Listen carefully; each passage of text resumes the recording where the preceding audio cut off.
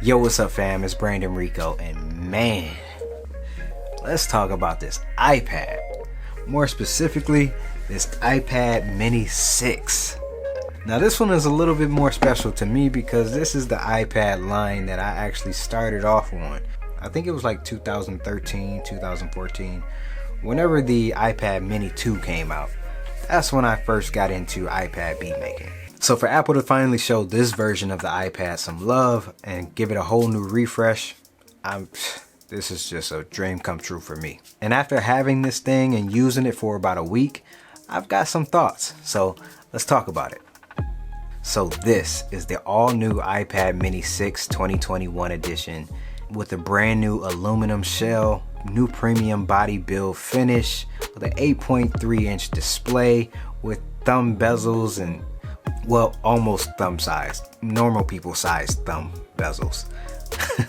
And of course, since I'm a music producer and beat maker and a YouTuber and all that stuff, I'll be talking about this from a music producer and content creator perspective. I mean, that's why you're here, right? You want to know if you can do the hardcore video editing, music production, content creation on this iPad Mini 6. And for about $500 for the 64 gigabyte storage option for the iPad Mini, I think that is a decent asking price from Apple. Even the $649 option for the 256 gigs, that's an even better asking price if you ask me, especially for everything that you're getting. Now, if you want to add on 5G cellular network connection, you're going to be paying a little bit extra, about $150 more. So now you're in iPad Air, iPad Pro territory. You pay $100 more on any of those variants for the Mini, then you can have a brand new iPad Air. And of course that comes with the bigger screen, but that's not necessarily what you want or what you need. So here are some of the things that I've experienced over the past week and some of the things that you should consider before buying the iPad Mini 6 or the Air or the Pro. So I've already done a live stream where I did my first impressions and live unboxing, and I've shared a lot of my first thoughts in that live stream. So I'll try my best not to regurgitate or repeat anything that I said there in that video. But a lot of this stuff still stands. A lot of the stuff I still feel the same way. So first things first, consider this. I really like this form factor. Once again, I started on the iPad Mini way back when. This iPad actually reminded me of why I even got started and got serious making beats on the iPad in the first place. It's the portability factor for me, fam. Carrying this thing around has been super lightweight. And you know it's hoodie season, so I'm definitely carrying this around in my hoodie pocket, a small jacket pocket, small bag, and even in my pants pocket around the house. Lounging around, consuming content, watching videos, listening to music, all types of stuff. It's just a breeze. It's just very easy to take anywhere and do anything on. Another thing that you should really consider is the screen size and how it changes the way you use it.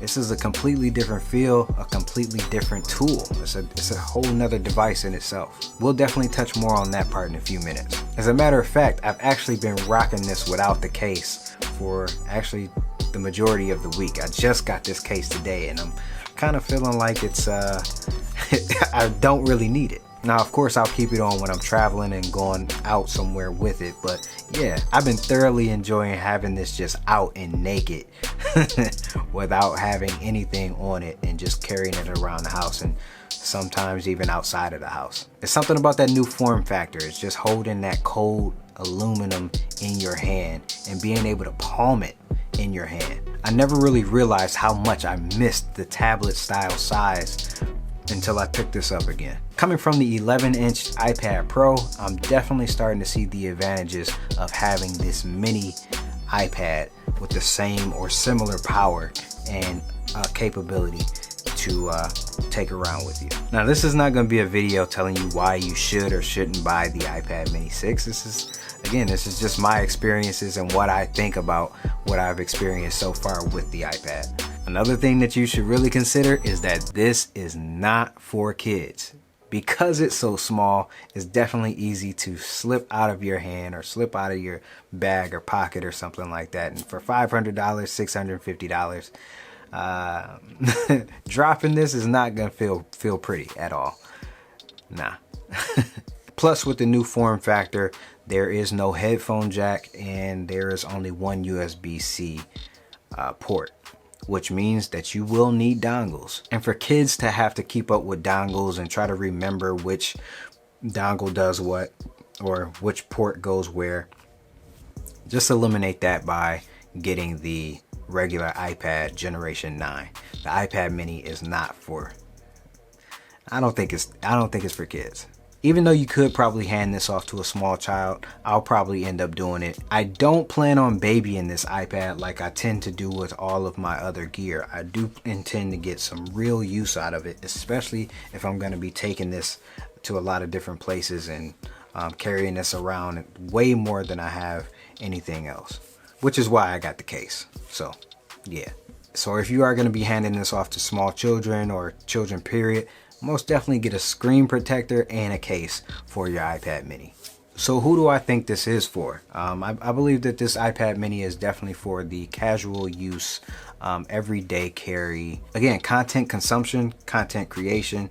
It's a personal device. And in my case, it might come in handy more so as a personal portfolio. I can imagine being somewhere and wanting to get something done or show somebody something that I've done. Showing somebody some of my work, and being able to pull this out and being able to show them the same quality or the same type of caliber information and data that I'm able to show them on the regular iPad Pro. This is very well capable. I've literally made this a carbon copy of my 2018 iPad Pro 11-inch. I even opened up some of my older, more intense projects and sessions for beat making, and this cut through it like a hot knife through butter. So again, this iPad mini is very, very capable. I'm low-key wishing that I got the mini with the 5G cellular network, but I didn't really think I needed that because I had the iPad Pro 2017 with a cellular network, and I didn't really use it like that. I never really seen opportunity where I would need to spend that extra money to have cellular network with that. But with this screen size and being able to take this anywhere and everywhere, just relying on Wi-Fi, I can see that being problematic, but I think I can get by on just the Wi-Fi version. And with the update to the new cameras on the front and on the back, you got 12 megapixel cameras on the front and back, and they're perfect for Zoom calls, FaceTime, and even live streaming. For those who don't know, I live stream. Every live stream that you've ever seen on this channel has been done off an iPad.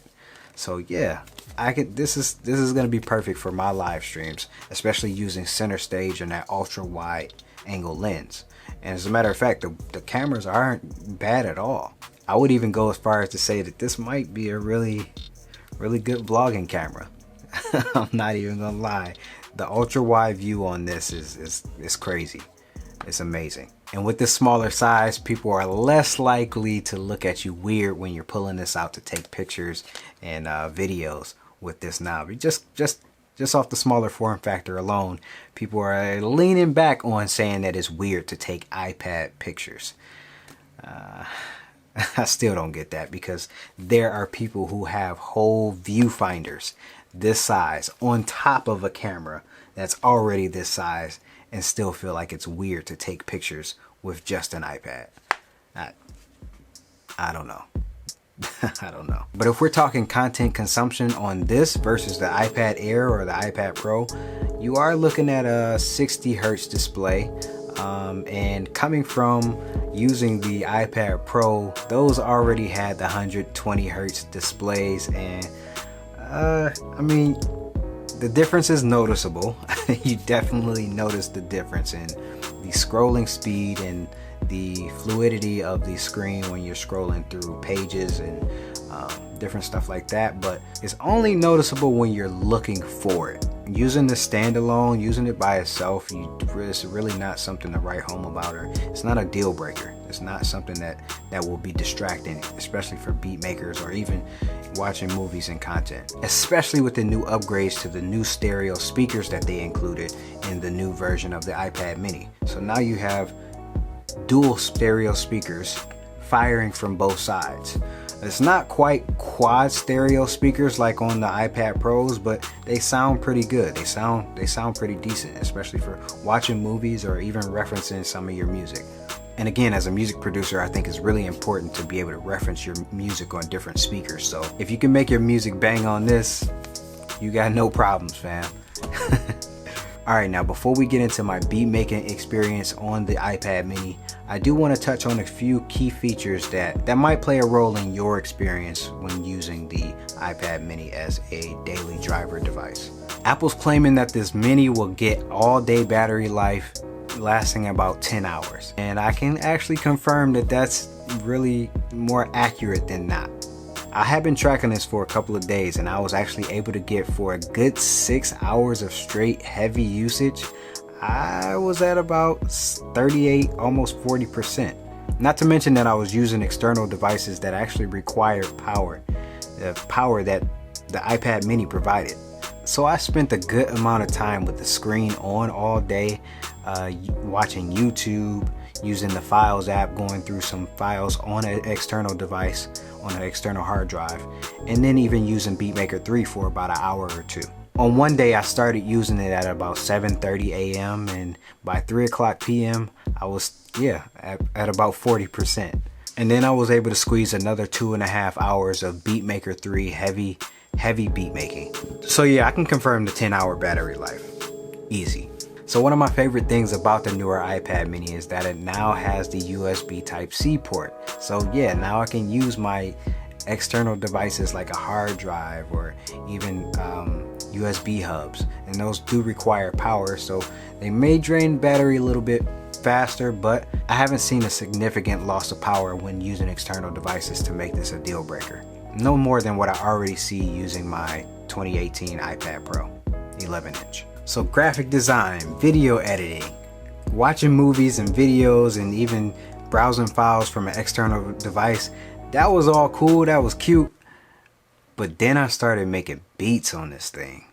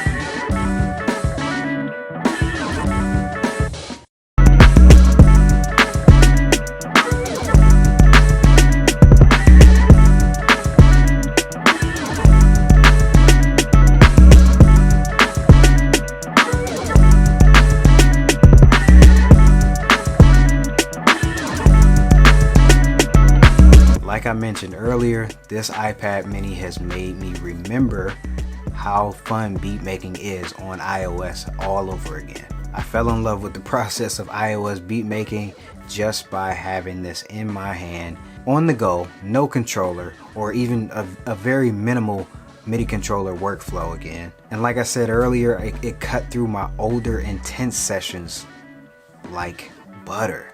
And then even down to creating new sessions. It's a new size, so that means a new workflow. The new iPad definitely makes you use it differently because of the new screen size. I did notice that on the iPad screen there is a lot of wasted space, both on the home screen and even some apps that haven't updated to fit the stretch their user interface to that screen size just yet. You're coming from an aspect ratio from 4.3 to 3.2, so yeah, there's gonna be some apps that look kind of weird and disproportionate, but that is not an issue. Well, not a huge issue. Just like I kind of mentioned before, some of the tasks that you have to do, or some of the tasks or specific edits that you may have to do may require the Apple Pencil 2 just to get that precise precision editing and different things you may have to do on the fly. But again, as iOS music producers or musicians using iOS, we already know that limitations birth huge innovations. I've been saying this for years. So the on-screen touch creation is nothing new to us, and it does get it's a little different trying to play on the smaller screen. So yeah, I may default to using a MIDI controller a lot with this, or something small that I can bring around just as comparable as to the size of the iPad mini. Or I may default to on-the-go sound design, tweaking and developing bigger sounds that I can use on a bigger tablet. One of the other things that I didn't really like was the button placement or just the buttons overall. I have been spoiled using the Face ID, so the Touch ID button I don't really like it. Even down to the volume button placement, it is definitely something to get used to. Once again, this is a whole new feel, a whole new device, so just trying to remember where those volume buttons are, or even remembering that those volume buttons are orientation aware, so when you flip around the device and change the different orientations, they are aware of that, so you don't have to remember which one is volume up or which one is volume down. I think that was kind of dope. But the Touch ID, still not a fan. I do wish that they put Face ID in the iPad mini. So with all that being said, you'll still have your naysayers asking, well, why not just get an iPhone? The iPhone 13 Pro Max, that's almost the same size. It's not though. It's really not. One of the biggest reasons is because of iPadOS. iPadOS and iOS are two totally different things. Well, not totally different, but with iPadOS, you have iPad exclusive applications that you don't have access to on the cell phones. Applications like Beatmaker 3 or even a lot of the synthesizers that are only iPad based. That's a bigger reason to get the iPad mini over the iPhone 13 Pro Max. iPadOS exclusive apps are just they're not available on the iPhone platform. And with this A15 Bionic chip, that just made the iPad mini that much more capable for tasks like mixing pro sessions in an application like Aria Pro or Cubasis 3 or even Roland Zenbeats. Again, some of these are available on the iPhone and some of them are absolutely not. And if they're already tedious and smaller on the iPad mini, think about how much more tedious it will be trying to mix sessions or create music on a even smaller iPhone. So the iPad mini definitely has its advantage there. The iPad mini has definitely been made more fun using and manipulating effects inside of my DAWs and even hand holding.